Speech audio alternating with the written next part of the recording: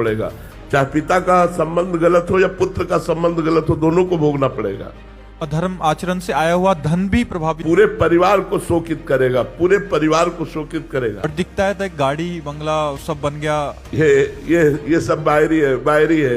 ये कुछ दिन के बाद बाहरी भी नहीं रहेगा और आंतरिक भी नहीं रहेगा। आंतरिक तो जलते ही रहते हैं, बाहरी है ये कुछ दिन के लिए है, कुछ दिन के लिए है।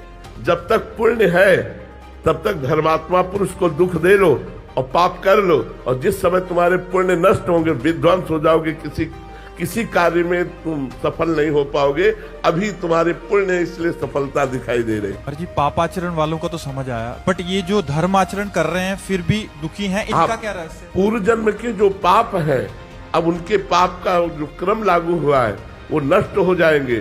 तो पूर्व जन्म के पुण्य और इस जन्म का पुण्य जब दोनों मिलेंगे तो ये सूर्य की तरह प्रकाशित हो जाएंगे, ये परमानंद को प्राप्त होंगे। और पापी पुरुष का वर्तमान में पुण्य खर्चा हो रहा है, जब पूर्व का पाप और वर्तमान का पाप दोनों मिल जाएगा तो ऐसा ब्लास्ट होगा कि सर्वनाश हो जाएगा। और इनके अंतःकरण की स्थिति क्या है? शांत, प्रसन्न, भले दुख में है लेकिन प्रसन्न। देखो 12 वर्ष का वनवास, 1 वर्ष का अज्ञातवास पांडवों को मिला, लेकिन साथ में ब्रह्म ऋषियों का संग। ये सौभाग्य कि बड़े बड़े ब्रह्म ऋषि भगवान की चर्चा सुनाते हुए, उनको 12 वर्ष समझ में ही नहीं आया कैसे कट गए। बाहरी कष्टों की परवाह नहीं करते धर्म में चलने वाले ये अधर्मिक पुरुष लोग थोड़ी देर के लिए बाहरी सुखों को भोगते हैं, अंत में महादुख को प्राप्त होते हैं।